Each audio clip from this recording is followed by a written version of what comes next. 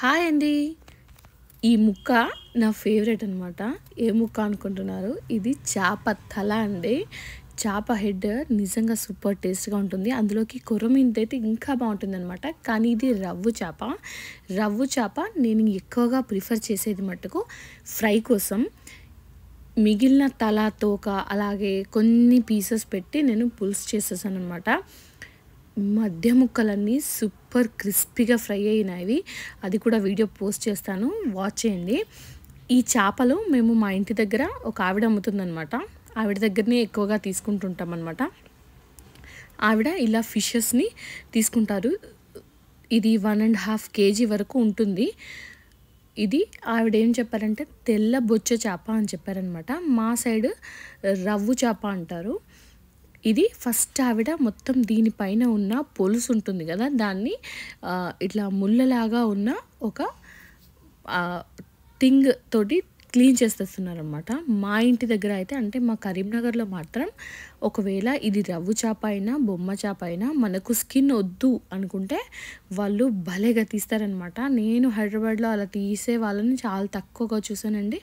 And ఈవిడ అలా ఏం తీయరు, ఓన్లీ ఇలా పొలుసు మట్టుకు తీసేస్తారు. ఫిష్ క్లీనింగ్కి ద బెస్ట్ అంటే మాత్రం కరీంనగరే అండి. నేను చూసిన ఏరియాస్లో మేము నాగపూర్లో ఉన్నాం, చెన్నైలో ఉన్నాం. ఇలా మూడో స్టేట్ అనమాట ఇప్పుడు మేము మూవ్ అయిపోవడం. 3 స్టేట్లో చూసింది నేను మా ఇంటి దగ్గరని క్లీనింగ్ పర్ఫెక్ట్గా చేయడం చూశానండి. నాగపూర్లో ఇంకా తక్కువగా క్లీన్ చేస్తుంటారు, వాళ్ళంతా రాదు వాళ్ళకి ఎక్కువగా. కానీ చెన్నైలో సీ సైడ్ కాబట్టి వాళ్ళు ఫిష్ ఎలా ఉన్నా కూడా దాన్ని నీట్గా క్లీన్ చేస్తారు. కానీ వాళ్ళు కూడా స్కిన్ ఏం తీయరు.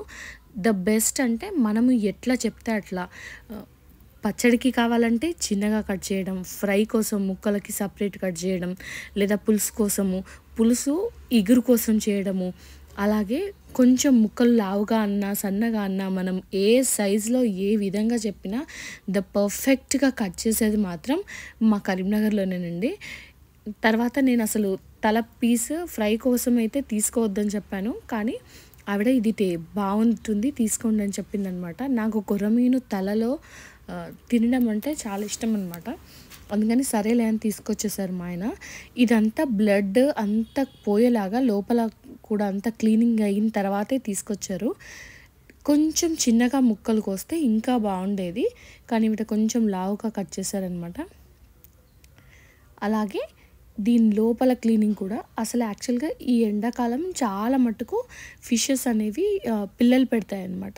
దాన్ని మేమైతే శన అంటాము, మీ దగ్గర ఏమంటారు అన్నది కమెంట్ చేయండి. లోపల కూడా క్లీన్ చేసిన తర్వాత చిన్న చిన్న ముక్కలుగా కట్ చేసి ఇచ్చారు. అండ్ తర్వాత దీన్ని క్లీనింగ్ కూడా నేను ఇంటి దగ్గర ఖచ్చితంగా చేసుకుంటానండి. ఎందుకంటే వీళ్ళు అన్ని చేపలు దాని మీదనే క్లీన్ చేస్తారు. అండ్ కొంచెం ఎంతైనా హైజెనిక్ తక్కువగా ఉంటుంది. ఈ ఈగలు రోడ్ సైడ్ పక్కకి లేదా మార్కెట్లో అయినా కానీ పెట్టి వీళ్ళు చేస్తారు కాబట్టి కొంచెం హైజెనిక్ తక్కువగా ఉంటుంది. అందుకని చెప్పి నేను ఇంటి దగ్గరే మళ్ళీ తర్వాత తీసుకొచ్చుకున్న తర్వాత క్లీన్ చేస్తుంటానన్నమాట. ఈ చిన్న కిందికున్న పార్ట్లో ముక్కలకి ముళ్ళులు తక్కువగా ఉంటాయి. అలాగే చేపకి మధ్య ముక్కల్లో కూడా ముళ్ళులు తక్కువగా ఉంటాయి. తోక దగ్గర మాత్రం ముళ్ళులు ఖచ్చితంగా ఎక్కువగా ఉంటాయి. సో నేను వాటిని పిల్లలకు మాత్రం తినిపించనండి. ఎందుకంటే నేను ఎంత కేర్ఫుల్గా తీసినా కూడా 1-2 ముళ్ళులు వచ్చే ఛాన్సెస్ ఉంటాయి. అందుకని నేను పిల్లలకి తోక సైడ్ పీసెస్ ఏం పెట్టకుండా ఓన్లీ మిడిల్గా లేదంటే ముందుకున్న పీసెసే పెడతాను. ఒకవేళ ముళ్ళున్నా లావుగా వచ్చేస్తాయి అన్నమాట, తొందరగా తీసేసుకోవచ్చు. ఇలా పీసెస్ అన్నీ మేము చెప్పిన సైజులో కట్ చేసింది మధ్యలోవి, కానీ లాస్ట్కి వచ్చేసరికి మాత్రం అవి కొద్దిగా లావుగా కట్ చేసిందనమాట. ఇవన్నీ 1.5 kg చేపలకి ఈ పీసెస్ వెళ్ళాయండి. తర్వాత ఆవిడ ఒకసారి ఇలా నార్మల్గా అక్కడ మధ్యలో బ్లడ్ ఉంటుంది కదా, దాన్ని తీసేసి వాటర్ వాష్ చేసి మాకు ఇచ్చేశారు. ఇది 160 రూపీస్కి కేజీ చొప్పున పడిందనమాట. 1.5 kgకి మేము డబ్బులు ఇచ్చాము. తర్వాత ఇంటికి తీసుకొచ్చిన తర్వాత నేను ఫస్ట్ కవర్లో నుంచి తీసేసానండి. నేను ప్లాస్టిక్ యూసేజ్ మినిమలైజ్ చేయడానికి చాలా ట్రై చేస్తున్నాను కాబట్టి ఫస్ట్ తీసుకోవడానికి నేను కవర్లో ఇష్టపడలేదు. కానీ తప్పదు, వేరే దాంట్లో కాటన్ వాటిలలో పెడితే లీక్ అయిపోతాయి అన్నమాట వాటర్. దానికోసం అని చెప్పి కవర్లో తీసుకొని ఇంటికి తీసుకొచ్చుకున్న తర్వాత ఫస్ట్ వాటర్ వేసి దాంట్లో ఒక పెద్ద సైజు నిమ్మకాయని పిండి అలాగే దాంట్లో కొంచెం కల్లుప్పండి, నేనైతే ఒక 2 స్పూన్స్ అనుకోండి, ఆ 2 స్పూన్స్ ఆఫ్ కల్లుప్పు వేసి ఆల్మోస్ట్ ఒక హాఫ్ అన్ అవర్ వరకు పక్కనే పెట్టేశానండి. హాఫ్ అన్ అవర్ తర్వాతే ఇలా దాంట్లో ఉన్న ఆయిల్ అదంతా బయటకు వచ్చేస్తుంది అనమాట. కొంచెం జిగురుగా కౌసు వాసన నీచు వాసన లేకుండా ఉండడానికి ఇది ఆయిల్, నిమ్మకాయ అండ్ ఉప్పు వేస్తానన్నమాట. కొంతమంది వెనిగర్ వేసి కూడా క్లీన్ చేస్తారండి. వెనిగర్ వేస్తే కూడా పోతుంది, కానీ మనము ఏ రకంగా అయినా కెమికల్ లేదా బయట నుంచి తెచ్చిన పదార్థాలకు కొద్దిగా దూరంగా ఉంటే బెటర్ అనమాట. అందుకని నేను నిమ్మకాయ ఉప్పు వేసి క్లీన్ చేశాను. పాతకాలంలో అయితే ప్రాసెస్లో నిమ్మకాయ అలాగే ఉప్పు వేసి క్లీన్ చేసేవాళ్ళు. తర్వాత జనరేషన్స్ మారిన కొద్దీ ఇలా వెనిగర్ వేసుకోవడం లేదా పుల్లటి పెరుగు వేసినా కూడా ఇదంతా పోతుందన్నమాట. ఇక్కడ మధ్య మధ్యలో కొంచెం బ్లడ్ లాగా ఉంటే కూడా నేను తీసేసానండి. క్లీనింగ్ మాత్రం మనం ఫిష్ ఎంత బాగా చేసుకుంటే నీచు వాసన అంత తక్కువగా ఉంటుంది. మళ్ళీ మనం తినేటప్పుడు ఆ వాసన వచ్చిందనుకోండి, మనం ఏదో రకంగా తిన్నా కూడా పిల్లలైతే తినలేరండి. ఎందుకంటే పిల్లలకి ఖచ్చితంగా ఈ స్మెల్ సెన్స్ ఎక్కువగా తెలుస్తుంది. దానికంటే బెటర్ మనం ముందే మంచిగా క్లీన్ చేసుకోవడం. ఇలా మొత్తం ముక్కలన్నీ కిందికి మీదికి మంచిగా నీట్గా తిప్పుతూ నేను ఎక్కడెక్కడైతే ఇలా కొంచెం నీచు, రక్తం అలాగే కొవ్వు ఇలా ఉందో అదంతా క్లీన్ చేసేసానండి. ఈ పీసెస్ కొంచెం సాఫ్ట్గా ఉంటాయి, ముళ్ళులు తక్కువగా ఉండి, కానీ కొంచెం పిల్లలకి తినిపించడం ఇబ్బంది. ఇది స్కిన్తో ఉంది కదా, దాన్ని తీయడము, క్లీనింగ్ చేయడము, అలాగే కర్రీ చేసిన తర్వాత పిల్లలకి తినిపించడం కూడా కొంచెం ఇబ్బంది, కానీ ముళ్ళులు మాత్రం తక్కువగా ఉంటాయి. ఒకవేళ ముందే స్కిన్ తీసేసిండ్రు అనుకోండి, ఇది ఈజీ అయిపోతుంది అనమాట పిల్లలకి వండి పెట్టడము. వీటిని ఒక 2 సార్లు నేను మళ్ళీ ఈ వాటర్ అంతా తీసేసిన తర్వాత ట్యాప్ వాటర్ పెట్టి కడిగాను. మా వైపు అయితే కరీంనగర్లో చేపలకి సపరేట్ మార్కెట్ ఉంది. నేను ఆ వీడియో పోస్ట్ చేశానండి. ఈ వీడియో కింద డిస్క్రిప్షన్లో నేను ఆ లింక్ ఇస్తాను, మీరు వాచ్ చేయండి. కంప్లీట్గా వాళ్ళు ఎంత బాగా క్లీన్ చేస్తారు అని. వాళ్ళు కట్ చేసిన తర్వాత ముక్కల్ని నేలపైన వేసి రాకుతారనమాట, లేదా రుద్దుతారనమాట. అలా చేయడం వల్ల దీనిపైన ఇంకేదైనా పొలుసున్నా జిగురులాగా ఉంటే అది మన చేతి నుంచి చేప జారిపోతుంది కదా, అది జిగురులా ఉండడం వల్ల జారుతుందనమాట. అలా ఉండకుండా ఉండడానికి వాళ్ళు కింద వేసి రాకుతారు. నా దగ్గర ఉన్న మొత్తం ఏరియా టైల్స్ అనమాట. సో ఆ టైల్స్ మీద నేను ఎంత వేసి రాకినా అది పోదు. దానికంటే బెటర్ ఇలా నేను నిమ్మకాయ అలాగే ఉప్పు వేసి ఒక హాఫ్ అన్ అవర్ పక్కకు పెట్టేసుకోవడం, లేదా పుల్లటి పెరుగు వేసి పక్కన పెట్టేసుకోవడం. ఇలా చేయడం వల్ల నాకు ఈ జిగురు అన్నది తగ్గిపోతుంది. అలాగే పులుసులు ఏమన్నా ఉంటే కూడా నేను తీసేసాను అనమాట. చూడండి, మొత్తం క్లీనింగ్ చేసిన తర్వాత ముక్క ఎంత ఫ్రెష్గా అలాగే నీట్గా కూడా ఉంది అని దీన్ని చూస్తుంటే తెలిసిపోతుంది. నీట్గా అయింది, అలాగే దాని లోపల ఏం లేకుండా ఉందన్నమాట. వీటిని నేను 2 పీసెస్ చేసుకున్నానండి సపరేట్గా.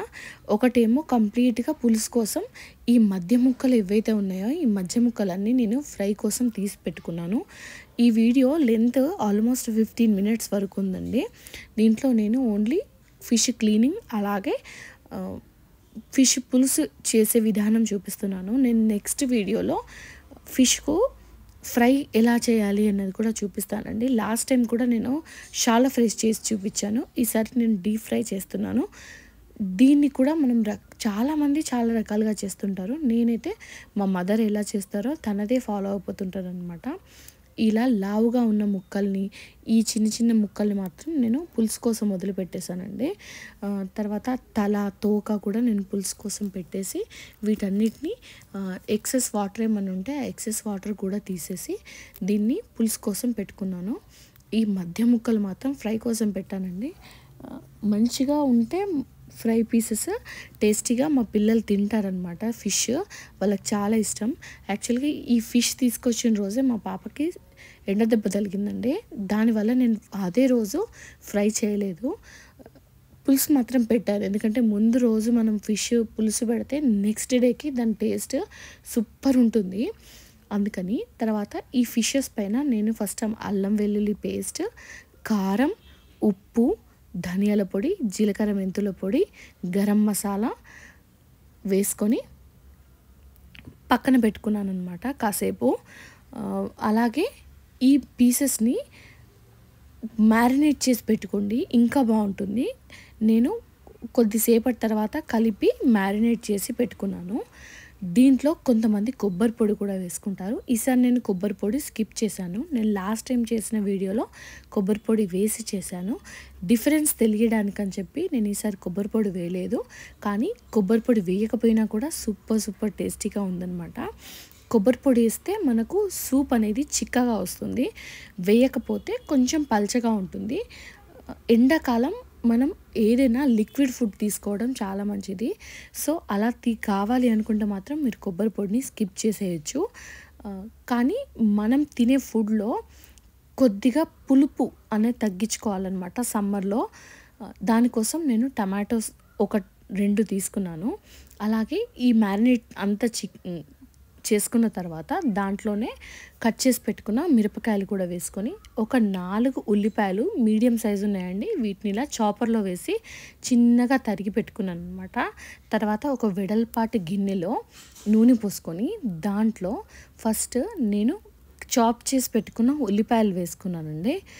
వీటిని మంచిగా వేగనీయాలి. ఉల్లిపాయ ఎప్పుడూ పచ్చి వాసన లేనంత వరకు వేగితేనే మనకు చేపల పులుసు 2 రోజులు కానీ 3 రోజులు కానీ పాడవకుండా ఉంటుంది. ఉల్లిపాయ పచ్చిగా ఉన్నా, పచ్చి వాసన వచ్చేలాగా ఉన్నా మాత్రం అసలు చేపల పులుసు కాదు, ఏ పులుసు కూడా ఆగదు, ఏ కర్రీ కూడా ఆగదు. ఉల్లిపాయ ఎప్పుడు వేగాలి, తొందరగా పాడవుతుందన్నమాట ఉల్లిపాయ వల్ల. దాన్ని మంచిగా వేగనిచ్చిన తర్వాత దీంట్లో నేను కట్ చేసి పెట్టుకున్న 2 టమాటోల్ని వేసుకున్నాను. ఇవి మంచిగా ఉడికిన తర్వాత మనం ఇలా స్మాష్ చేస్తే మెత్తగా అయిపోతాయి. అలాగే కొద్దిగా చింతపండు కూడా తీసుకున్నానండి. ఫస్ట్ చింతపండును ఒక 10 మినిట్స్ నార్మల్ వాటర్లో నానబెట్టి కడిగేసిన తర్వాత నేను మళ్ళీ వామ్ వాటర్ పోసుకున్నాను. అలాగే ఈ అంతసేపట్లో ఉల్లిపాయలు టమాటాలు కూడా ఉడికేసుకున్నాయి. దాంట్లోనే మ్యారినేట్ చేసి పెట్టుకున్న చేప ముక్కల్ని కూడా వేసి ఒక్కసారి కలిపాను అనమాట. ఒక్కసారి మనం వేగక ముందు కలిపేస్తే దానికి ఉల్లిపాయ అలాగే టమాటో మొత్తం అన్నిటికీ పట్టేస్తాయి. వాటన్నిటిని మనం టాసింగ్ చేసుకుంటే పర్ఫెక్ట్గా తిరిగేలాగా ఉండడానికని చెప్పి నేను అన్నీ సెట్ చేసి పెట్టుకున్నాను. నేను చాలా వీడియోస్లో చెప్పాను, నేను ఒక చేత్తో వీడియో తీస్తూ ఇంకో చేత్తో కలుపుతుంటాను, ఫుడ్ ప్రిపేర్ చేస్తుంటానని. దానివల్ల నాకు టాసింగ్ కొద్దిగా కష్టమైపోయిందనమాట. సో నేను వీడియోలో చూపించడానికని చెప్పి ఒక 2 పీసెస్ తిప్పి చూపించాను. తర్వాత నేను ఏవైతే మ్యారినేట్ చేసి పెట్టుకున్న దాంట్లోనే గిన్నెలో ఈ నానబెట్టి పెట్టుకున్న చింతపండును కూడా పిసికి ఆ రసం తీసి పెట్టుకున్నాను. మళ్ళీ పిసికిన తర్వాత దాంట్లోనే ఇంకా కొన్ని వాటర్ పోసి పెట్టుకున్నాను అనమాట. ఇంకో కొంచెం సూప్ రావడానికని చెప్పి, లిక్విడ్గా ఉండాలి ఫుడ్ అని. లాస్ట్ టైం నేను డాక్టర్ని అడిగినప్పుడు తను చెప్పారనమాట, సమ్మర్లో చింతపండు చాలా తక్కువగా తినండి, పిల్లలకైనా పెద్దవాళ్ళకైనా చింతపండు కంటే నిమ్మకాయ బెటర్ ఆప్షన్ లేదా టమాటో బెటర్ ఆప్షన్ అని. అందుకని నేను తక్కువగా తినడానికి ట్రై చేస్తున్నాను. ఈసారి ఖచ్చితంగా నేను మామిడికాయతో ట్రై చేయాలనుకుంటున్నానండి. మా వైపు అయితే ఎక్కువ చింతపండే ప్రిఫర్ చేస్తుంటారు. మామిడికాయతో చాలా తక్కువగా, మా ఇంట్లో చాలా పెద్ద చెట్టు ఉందండి మామిడికాయలది, పచ్చడిది. సో అది పుల్లగా ఉంటుంది కాబట్టి నేను దాంతో ట్రై చేయాలి అనుకుంటున్నాను. అలాగే స్వీట్ మ్యాంగోస్ కూడా ఉన్నాయి. ఆ మ్యాంగోస్ వేసినా బాగుంటుందేమో, కానీ నేను ఎప్పుడు వేయలేదు. చింతపండుకు కొంచెం చక్కెర వేస్తే విరుగుడుగా ఉంటుంది అని అంటారు కదా. సో అందుకని ఈసారి నేను స్వీట్ మ్యాంగోతో కూడా ట్రై చేసి అది కూడా వీడియో పోస్ట్ చేస్తాను, ఖచ్చితంగా చూడండి. ఈ రసం అంతా తీసుకున్న తర్వాత ఫ్రై అయిన చేప ముక్కల్లో నేను ఈ పులుసు పోసేసాను అనమాట. పోసి మంచిగా ఉడికేదాకా మీడియం టు హై ఫ్లేమ్ మధ్యలో పెట్టి ఇలా టాసింగ్ చేస్తూ కలుపుతున్నానండి. స్పూన్ పెట్టకపోవడం బెటర్, ఎందుకంటే ఇది రవ్వు చేప కాబట్టి తొందర చితికిపోతుంది. ఒకవేళ మీ కొరమీని చేప అయితే పెట్టినా కూడా అది కద కదలదనమాట. గట్టిగా ఉంటుంది ముక్క. రవ్వు చాలా డెలికేట్ చేప. కొంతమంది బొచ్చే అంటారు. మా వైపైతే మేము రవ్వు అంటాము. ఒక 10 నిమిషాలు ఉడికిన తర్వాత మనకు టేస్టీ చేపల పులుసు అయితే రెడీ అయిపోయిందండి. వీడియో మీకు నచ్చితే ప్లీజ్ లైక్ చేయండి, షేర్ చేయండి. అలాగే నా ఛానల్ని సబ్స్క్రైబ్ చేసుకుని నాకు సపోర్ట్ చేయండి. Thanks for watching. Like, share, comment and subscribe.